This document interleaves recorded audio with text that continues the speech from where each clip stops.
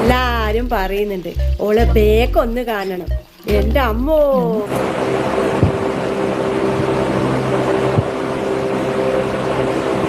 ഇത് നല്ല കളറുകളാ. ഇതൊക്കെ കണ്ടാ പിന്നെ എങ്ങനെയാ ഇവിടുന്ന് പോവാൻ തോന്നുക?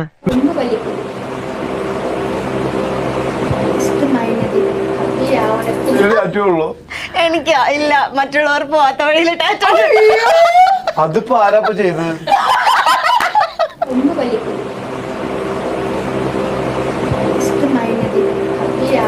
നോക്കാം, നോക്കണല്ലോ.